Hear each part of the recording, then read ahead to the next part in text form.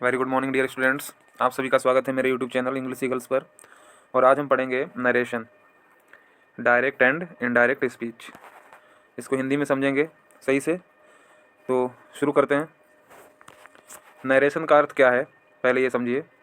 किसी के कहे हुए शब्दों को बताना। अब नरेशन दो तरीके से होता है, एक तो डायरेक्ट स्पीच में होता है और दूसरा इनडायरेक्ट स्पीच में। ठीक है, किसी के कहे हुए शब्दों को दो तरीके से बता सकते हैं। पहला डायरेक्ट, इसको प्रत्यक्ष कथन कहते हैं। स्पीकर के एग्जैक्ट वर्ड्स को यूं का त्यों कह देना। स्पीकर में स्वतः वक्ता, बोलने वाला। जैसे यहाँ पर कौन है, ही सेज, इन्वर्टेड कामा के अंदर है मोहन इज प्लेइंग हॉकी। तो जो इन्वर्टेड कामा के अंदर रखा गया है, ये जो सेंटेंस है, ये जो बात है, ये एग्जैक्ट है, उसी के शब्द हैं, इसीलिए उसमें ऐसे रख दिया गया है। अच्छा, इनडायरेक्ट स्पीच में क्या है, अप्रत्यक्ष कथन। स्पीकर की बात अपने शब्दों में कहना। He says that Mohan is playing hockey, वह कहता है कि मोहन हॉकी खेल रहा है। ऊपर वाले में क्या उसने कहा, वह कहता है comma inverted comma Mohan is playing hockey. तो जो इन्वर्टेड कामा है, यही इस बात का प्रमाण है कि ये बात वक्ता की एग्जैक्ट वर्ड्स हैं। और यहाँ इन्वर्टेड कामा हटा करके दैट लगाया गया है। तो यहाँ ये सिद्ध होता है कि ये वक्ता की बात ना कह करके हमने अपने शब्दों में कही है। इसको विधिवत समझते हैं आगे डिटेल में। सबसे पहले ये समझिए कि नरेशन 5 प्रकार के सेंटेंसेस के बनते हैं। That's very important. वो 5 प्रकार के सेंटेंसेस कौन कौन से हैं। सबसे पहला है आपका असर्टिव सेंटेंस। इसमें किस टाइप के सेंटेंस होते हैं, जैसे I am tired, I am not tired. इसमें निगेटिव और अफर्मेटिव दोनों प्रकार के सेंटेंस होते हैं। ठीक है। दूसरा है इंटेरोगेटिव सेंटेंस। ये क्वेश्चन वर्ड से भी शुरू होता है, हेल्पिंग वर्ब से भी शुरू होता है। जैसे डू यू लाइक टी, क्या आपको चाय पसंद है या पसंद करते हैं। Why do you like T, अगर इसके आगे हम वाई जोड़ दें तो क्या हो जाएगा, इसका मतलब क्या, आप चाय क्यों पसंद करते हैं, why do you like T. तो ये दो तरीके से बनता है। तीसरा है आपका इम्परेटिव सेंटेंस। इम्परेटिव सेंटेंस को बोलते हैं हिंदी में आज्ञा सूचक वाक्य। तो इसमें आज्ञा दी जाती है, ओपन द डोर है, आज्ञा होती है, रिक्वेस्ट होती है, प्रार्थना होती है, सलाह होती है। ठीक है। तो आपका फोर्थ है ऑपरेटिव सेंटेंस, इसको बोलते हैं इच्छा सूचक वाक्य। इसको इच्छा सूचक वाक्य कहते हैं। इच्छा सूचक मीन्स जैसे किसी को शुभकामनाएं देना, आशीर्वाद देना, अभिशाप देना। ठीक है। तो वो जो इच्छा से निकलता है वो, जैसे मे यू सक्सीड, इसका मतलब भगवान करे तुम पास हो जाओ। May you get good marks, आपको अच्छे मार्क्स प्राप्त हों। मे यू लिव लॉन्ग, आप अच्छी आयु जिएँ, आप चिरायु हों। इस टाइप के सेंटेंसेस जो होते हैं वो ऑप्टेटिव सेंटेंस में होते हैं। लास्ट है आपका एक्सक्लेमेटरी सेंटेंस। एक्सक्लेमेटरी होता है आपका विस्मय बोधक, जिसमें हृदय से उत्पन्न होने वाले जो भाव होते हैं, जैसे alas I am ruined. Alas means होता है दुख, मैं बर्बाद हो गया। Hurray I have won the match. ठीक है। इस टाइप के जो सेंटेंसेस होते हैं वो एक्सक्लेमेटरी में आते हैं, जिनको विस्मय बोधक बोलते हैं। ऑप्टेटिव को हम इच्छा सूचक बोलते हैं, इंपरेटिव को आज्ञा सूचक, इंटेरोगेटिव को प्रश्न सूचक और असर्टिव को सकारात्मक वाक्य कहते हैं। ठीक है। चलिए अब आगे देखते हैं। अब यहाँ कहता है कि अगर रिपोर्टिंग वर्ब प्रेजेंट या फ्यूचर में है तो उसके रूल क्या होंगे। अगर रिपोर्टिंग वर्ब प्रेजेंट या फ्यूचर टेंस में हो तो रिपोर्टेड स्पीच का टेंस नहीं बदलता है। सबसे पहले तो आप ये समझिए कि रिपोर्टिंग वर्ब क्या है और रिपोर्टेड स्पीच क्या है। तो ये जो यहाँ पर दे रखा है ना, द टीचर सेज, ये आपका है रिपोर्टिंग वर्ब। ठीक है, ये आपका रिपोर्टिंग वर्ब है। और ये इधर जो दे रखा है ना, मोहन बिल पास, ये आपका है रिपोर्टेड स्पीच। ये आपका रिपोर्टेड स्पीच है, इसको समझिए। रिपोर्टिंग वर्ब मीन्स होता है, रिपोर्टिंग वर्ब मीन्स होता है जो कहता है, जैसे टीचर सेज, तो इसमें वर्ब है ना सेज शुरू में, तो रिपोर्टिंग वर्ब हो गई। स्पीच मतलब उसकी बात, स्पीच का मतलब जो बात, जो वक्ता जो बात कह रहा है ना, तो उसको स्पीच बोलते हैं। तो वो इन्वर्टेड कामा के अंदर होती है। तो मोहन बिल पास, ये आपकी रिपोर्टेड स्पीच हो गई। तो ये बना कैसे है, तो ये कहना क्या चाहता है कि अगर आपका जो रिपोर्टेड स्पीच है ना, ये बाद वाला सेंटेंस अगर फ्यूचर और प्रेजेंट में है तो इसका टेंस नहीं बदलेगा। तो ये बिल है, बिल का सेल हो सकता है, लेकिन बिल का बिल भी सेल भी नहीं होगा, बिल का वुड नहीं होगा, ये कहना चाहता है। तो क्या हो जाएगा, the teacher says that Mohan bill pass. Reporting verb और रिपोर्टेड स्पीच ये वेरी इंपॉर्टेंट है। रिपोर्टिंग वर्ब अगर प्रेजेंट में, जैसे यहाँ पर सेज है ना, प्रेजेंट है, यहाँ पर अगर फ्यूचर में होता तो इधर वाला टेंस नहीं बदलेगा, ये जो मोहन बिल पास। ठीक है। तो ये इस तरीके से बना है। अगला है आपका द पियोन बिल से। अब देखिए ये फ्यूचर में है, ये यहाँ पर फ्यूचर में रिपोर्टिंग वर्ब है, तो इसका टेंस नहीं बदलेगा। इज है तो इसका एम आर हो सकता है, लेकिन इसका हैज हैव नहीं हो सकता, वाज वर नहीं हो सकता। ठीक है। तो ये क्या कह रहा है, तो ये कह रहा है कि the peon will say that the manager is out. तो इधर बिल से है, फ्यूचर में है, तो इधर वाला टेंस नहीं बदला। नेक्स्ट है कहता है रिपोर्टिंग वर्ब अगर पास्ट में है तो क्या करेंगे, तो टेंस चेंज हो जाएगा। रिपोर्टिंग वर्ब क्या मैंने अभी आपको बताई थी, जो शुरू वाला नहीं होता है ना, ये रिपोर्टिंग वर्ब यहाँ पर आप देख रहे हैं, जैसे लिखा है राम साइड, तो ये शुरू में है ना, ये पास्ट टेंस में अगर है तो कह रहा तो टेंस बदलेगा, तो इधर वाले वाक्य का टेंस बदलेगा। तो कैसे बदलेगा इसको हम देख लीजिए। इधर जो दे रखा है ना, इधर वाले से राइट और राइट्स, ये अगर ये डायरेक्ट में है तो इसका इनडायरेक्ट में क्या हो जाएगा, रोट। ये इधर डायरेक्ट में होगा तो इसको रोट कर देंगे। इज एम आर राइटिंग है, मतलब आईएनजी फॉर्म है तो इसका वॉज वर्ब और राइटिंग हो जाएगा। हैज़ हैव प्लस वर्ब की थर्ड फॉर्म रिटन है तो इधर हैड और रिटन हो जाएगा। ये इनडायरेक्ट में इधर, ठीक है। इधर वाला डायरेक्ट है, देखो ये डी बना दिया, इधर इनडायरेक्ट होगा, ठीक है। जैसे यहाँ पर हैज़ हैव बीन राइटिंग है ना, तो हैज़ हैव चेंज हो जाएगा तो यहाँ पर हैड हो जाएगा हैज़ हैव का। तो बीन राइटिंग तो रहेगा, इधर भी बीन राइटिंग है, उससे कोई दिक्कत नहीं। रोट अगर है, रोट का मतलब मैन वर्ब की सेकंड फॉर्म है तो यहाँ पर हैड प्लस मैन वर्ब की थर्ड फॉर्म लग जाएगी, तो हैड और रिटन हो गया। बाज वर्ब राइटिंग है तो यहाँ पर हैड बीन हो जाएगा, दैट्स वेरी इंपॉर्टेंट। बाज वर्ब को किस में चेंज करेंगे, हैड बीन में, और राइटिंग तो राइटिंग है ही। फिर आगे क्या चेंज होगा, डू और डज नॉट राइट है तो यहाँ पर डिड नॉट राइट हो जाएगा। देखो राइट तो राइट सेम है, नॉट भी है, डू डज को सीधे डिड कर दिया है। अगर यहाँ पर डिड नॉट है डायरेक्ट में तो यहाँ पर हैड नॉट रिटन हो जाएगा, थर्ड फॉर्म लग जाएगी हैड नॉट के बाद, ठीक है। सैल शुड, सेल का शुड, बिल का बुड, कैन का कुड और मे का माइट हो जाएगा, ठीक है। स्पेशल नोट्स क्या है, महत्वपूर्ण बात क्या है यहाँ पर, कहता है बुड, शुड, कुड, माइट, ये चेंज नहीं होगा, नो चेंज, इसमें कोई परिवर्तन नहीं होगा। ये अगर डायरेक्ट में दे रखा है सेम तो उसको इनडायरेक्ट में भी सेम रखेंगे। हाँ, सेल और बिल को बुड कर देंगे, वो तो हम पीछे बता चुके हैं।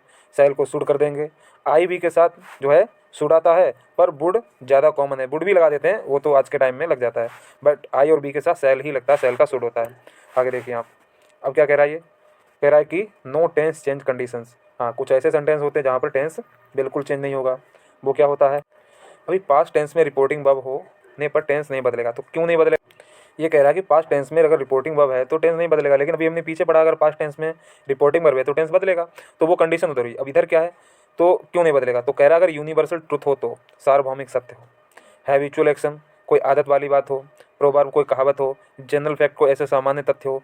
तो जैसे यूनिवर्सल ट्रुथ क्या होता है, जैसे यहाँ पे एग्जांपल दे रखा था, प्लैनेट्स मूव राउंड द सन, जितने भी ग्रह हैं वो सूर्य के चारों ओर घूमते हैं, तो ये क्या है, ये आपका सार्वभौमिक सत्य है भाई। The sun rises in the east, सूर्य पूर्व में निकलता है, सार्वभौमिक सत्य है। हैबिचुअल क्या है, जैसे पक्षी आसमान में उड़ता है, पक्षी उड़ता है, उड़ना क्या है उसकी हैबिट है। कुत्ता भौंकता है, भौंकना उसकी आदत है। कहावत क्या होती है, दो और दो चार होते हैं, तो ये बिल्कुल सही बात है, ये चेंज नहीं होने वाला है, ठीक है। कोई ऐतिहासिक घटना अगर है, जैसे महात्मा गांधी का जन्म 2 अक्टूबर 1869 को हुआ था, तो ये क्या है, ये तो एक तरीके से ऐतिहासिक घटना है, मतलब उनका जन्म, वो तो चेंज नहीं हो सकता ना, जो चीज़ नहीं चेंज हो सकती उसको हम बिल्कुल ज्यों का त्यों रखेंगे। जैसे भारत सन 1947 को आज़ाद हुआ, तो ये क्या है, ये ऐतिहासिक घटना है, तो ये चेंज नहीं होगा, ठीक है। तो इस तरीके की चीज़ें चेंज नहीं होती, इस तरीके अगर सेंटेंस हैं तो वो चेंज। तो यहाँ क्या कह रहा है, the preacher said that the planets move round the sun, बिल्कुल सही बात है, इसमें चेंज हुआ ही नहीं, मूव का मूव रहा, इसमें जैसे मूव है तो वही रहेगा, ठीक है। Next, words that change, nearness words, ये चेंज हो जाते हैं, डायरेक्ट से इनडायरेक्ट में क्या होंगे, इधर वाले डायरेक्ट, इधर वाले इनडायरेक्ट में। कैसे, नाउ का देन हो जाता है, अब का तब, दिस का दैट हो जाता है, दीज का दोज हो जाता है, एगो का बिफोर, स्टरडे का द प्रीवियस डे हो जाता है, टुडे का दैट डे हो जाएगा, टू नाइट का दैट नाइट हो जाता है, टुमारो का द नेक्स्ट डे हो जाता है, और नेक्स्ट डे का द फॉलोइंग डे हो जाता है, कम का गो हो जाता है। ये तो सिंपल सा है ना, ये चेंज हो जाता है आराम से। नेक्स्ट क्या है, और ये डबल हो गया, यहाँ पे देखते हैं, कहता पर्सन्स प्रोनाउंस, प्रोनाउंस कैसे चेंज होते हैं, पहले हम समझते हैं पर्सन्स होते कौन कौन से। तो फर्स्ट पर्सन में कौन कौन आता है, आई और बी, ये सब्जेक्ट अनुसार चेंज होते हैं, रिपोर्टिंग वर्ब के सब्जेक्ट अनुसार। तो आई मीन्स मैं, बी माने हम, तो इनसे बनने वाले जितने भी होते हैं, आई, मी, माई, बी, अस, आर्स, ठीक है। सेकेंड पर्सन में क्या होता है, यू, यू ऑब्जेक्ट अनुसार बदलता है, ठीक है। थर्ड पर्सन क्या है, ही, सी, दे, इट भी होता है, किसी का नाम हो तो वो भी क्या है, थर्ड पर्सन में ही आएगा। तो कहता है चेंज इन प्रोनाउंस कैसे, रूल क्या है, तब फर्स्ट पर्सन हमेशा सब्जेक्ट अनुसार, और सब्जेक्ट किसका, सब्जेक्ट आपका आर बी का, रिपोर्टिंग वर्ब के सब्जेक्ट अनुसार। सेकेंड पर्सन ऑब्जेक्ट के अनुसार, किसको ऑब्जेक्ट, रिपोर्टिंग वर्ब के। थर्ड पर्सन में नो चेंज, थर्ड पर्सन में कोई चेंज नहीं होता है, इसको हम आगे अच्छे से समझते हैं। अब यहाँ एक एक को पढ़ेंगे। सबसे पहले असर्टिव, असर्टिव का मतलब सकारात्मक वाक्य, ठीक है, ये असर्टिव का मतलब सकारात्मक वाक्य होता है। तो इसमें रिपोर्टिंग अगर समझिए, रिपोर्टिंग वर्ब अगर सेज, सैड से है तो इसमें नो चेंज, इसमें कोई परिवर्तन नहीं करेंगे, ये ज्यों का त्यों रहेगा। लेकिन अगर सेज टू है तो इसका टेल्स हो जाएगा, से टू है तो टेल हो जाएगा, सेड टू है तो टोल्ड हो जाएगा, ठीक है। कंजंक्शन इसमें लगाते हैं दैट, कहाँ पर, कॉमा इन्वर्टेड कॉमा की जगह पर, ये देखिए एग्जाम्पल समझते हैं। जैसे she said comma inverted comma Raju caught a bird, Raju ने पक्षी पकड़ा, full stop double comma close, मतलब इन्वर्टेड कॉमा क्लोज हो गया।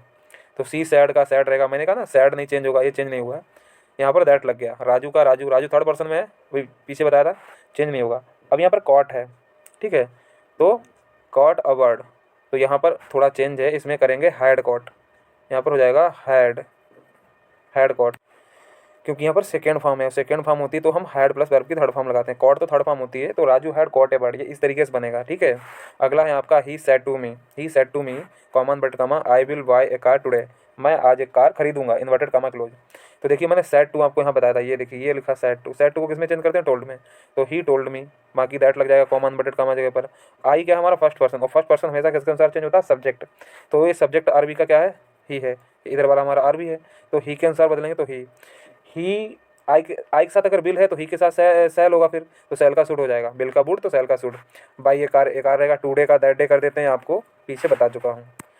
फिर आगे क्या है, इंटेरोगेटिव सेंटेंस, ये दूसरा है आपका, इसका मतलब होता है प्रश्न सूचक वाक्य। तो इसमें रिपोर्टिंग वर्ब क्या होगी, सैड और सैड टू को सीधे आस्क्ड या इंक्वायर्ड आप में चेंज कर देते हैं, बहुत आसान है, कोई दिक्कत नहीं। कंजंक्शन इफ और वेदर तब लगेगा जब वाक्य आपका हेल्पिंग वर्ब से शुरू होगा।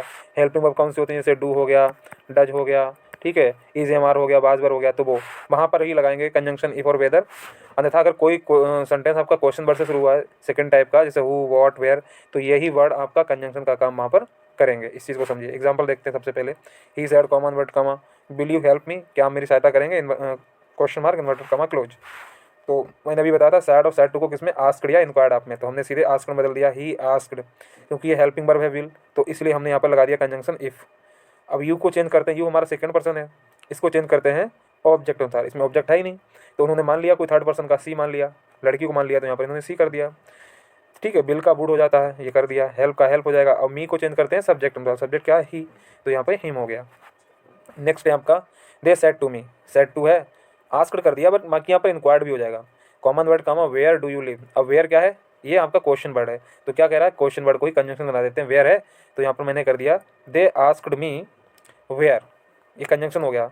डू यू लिव का यू को चेंज करेंगे मी के अनुसार, ऑब्जेक्ट के अनुसार, तो आई हो जाएगा। अब लिव है फर्स्ट फॉर्म, तो इसका सेकंड फॉर्म हो जाता है लिव्ड। ठीक है, तो इस तरीके से बन जाएगा, वेयर आपका यहाँ कंजंक्शन का काम कर रहा है, इसलिए यहाँ पर इफ और वेदर नहीं लगा है। फिर आपका है third imperative sentence. Imperative sentence को कहते हैं आज्ञा सूचक, इसको आज्ञा सूचक बोलते हैं। इसमें रिपोर्टिंग में क्या होगी, सैड और सैड टू को चेंज करते हैं according to meaning. Meaning sentence का क्या कह रहा है, ऑर्डर में चेंज कर देंगे, रिक्वेस्टेड में चेंज कर देंगे, एडवाइज्ड या फॉरवर्ड में। रूल देखिए, कॉमा इन्वर्टेड कॉमा के जगह पर टू लगाते हैं, प्लस वर्ब की फर्स्ट फॉर्म से जोड़ देते हैं। इसमें नो कंजंक्शन, इसमें कोई कंजंक्शन नहीं लगेगा। एग्जाम्पल देखते हैं, the teacher said to the boys comma inverted comma sit down. अब आप समझिए, टीचर जो है बच्चों से क्या कहेगा, ऑर्डर देगा ना बच्चों को, तो सीधे सेड टू को हमने किसमें चेंज कर दिया, मीनिंग देखना है कि वहाँ पर मीनिंग क्या निकल रहा है, तो यहाँ पर ऑर्डर का मीनिंग निकल रहा है, तो the teacher ordered the boys to sit down. Next है सी सेड टू हिम, उसने उससे कहा प्लीज़ हेल्प मी। अब यहाँ पर प्लीज़ की बात हो रही है, तो यहाँ पर रिक्वेस्ट की बात हो रही है, कृपया मेरी सहायता करिए, तो ये प्लीज़ वाला वर्ड है, फिर हट जाता है जब हम इसको बनाते हैं इधर। ठीक है, सी रिक्वेस्टेड हिम, ठीक है, तो हिम में यहाँ पर HIM होगा, आप इसको कर लीजिए, हिम हो जाएगा यहाँ पर। टू हेल्प हर, टू लगा करके और उसको जोड़ देते हैं फर्स्ट फॉर्म के साथ, हेल्प फर्स्ट फॉर्म होती है, तो इस तरीके से बन जाएगा। नेक्स्ट है आपका सेंटेंस विद लेट अस। इसमें लेट अस वाले सेंटेंस भी होते हैं, तो इसमें रिपोर्टिंग वर्ब सैड और सैड टू को किसमें चेंज कर देते हैं, सजेस्टेड या प्रपोज्ड में। कंजंक्शन इसमें लगा देते हैं दैट, जो वाक्य लेट अस से शुरू होते हैं, जैसे ही सैड लेट अस वेट, आओ इंतजार करें, तो ही suggested that they should wait. अब इंपॉर्टेंट बात यहाँ पर यह है, लेटस को हम चेंज करते हैं बी शुड में या फिर दे शुड में। अब ये समझने वाली बात होगी, अगर यहाँ पर अगर रिपोर्टिंग वर्ब में सब्जेक्ट जो है थर्ड पर्सन का है तो दे शुड आ जाएगा, और फर्स्ट पर्सन का है तो बी शुड आ जाएगा। देखो बनाया है यहाँ पर। दूसरा वाला I said comma let us enjoy the party, तो आई प्रपोज्ड दैट, क्योंकि आई फर्स्ट पर्सन में इसलिए यहाँ पर लगा दिया we should enjoy the party, और यहाँ ही क्या है थर्ड पर्सन में, इसलिए यहाँ पर लगा दिया दे शुड। तो लेटस को चेंज करते हैं बी शुड में या फिर दे शुड में। Next optative sentence. Optative sentence means होता है इच्छा सूचक वाक्य। इसमें रिपोर्टिंग वर्ब क्या होगी, सैड और सैड टू को चेंज करते हैं विश्ड, प्रेड, ब्लेस्ड और कास्ट में। ठीक है, तो कैसे, इसमें कंजंक्शन क्या लगता है, दैट। कंजंक्शन मीन्स कॉमा और इन्वर्टेड कॉमा की जगह पर। तो एग्जांपल है he said may you live long, भगवान करे तुम्हारी उम्र लंबी हो, तुम चिरायु हो। इसका पहचान होती है सेंटेंस के अंत में ये साइन ऑफ एक्सक्लेमेशन जरूर लगता है। ठीक है, डंडा बिंदी कह सकते हैं इसको। तो क्या कह रहा है, भगवान करे तुम्हारी आयु लंबी हो, तो ये उसको शुभकामना दे रहा है, तो ही विश्ड दैट। अब यू को चेंज करते हैं, देखो यहाँ पर ऑब्जेक्ट अनुसार, ऑब्जेक्ट कुछ है नहीं, तो इन्होंने मान लिया यहाँ पर आई हो सकता है, इसलिए इन्होंने यू को आई कर दिया। मे का सीधे माइट हो जाता है, माइट लिव लॉन्ग। ठीक है, एक और चीज़ है, अगर मे नहीं दे रखा है इंपरेटिव ऑपरेटिव सेंटेंस में, तब भी हम माइट लगाते ही हैं। जैसे दूसरा वाक्य, mother said may my son get a job, माँ कह रही भगवान करे मेरे बेटे को नौकरी मिल जाए।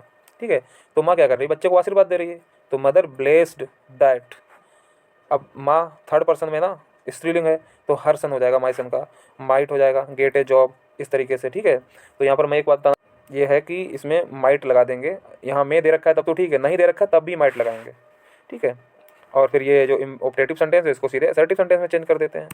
चलिए लास्ट है आपका एक्सक्लेमेटरी सेंटेंस, विस्मय बोधक। विस्मय बोधक क्या है, जो हमारे हृदय से निकलने वाली जो फीलिंग्स हैं उसको हम रिपोर्टिंग वर्ब सैड और सैड टू को किस में चेंज कर देंगे, exclaimed with Joy, exclaimed with sorrow, exclaimed with surprise, anger, wonder.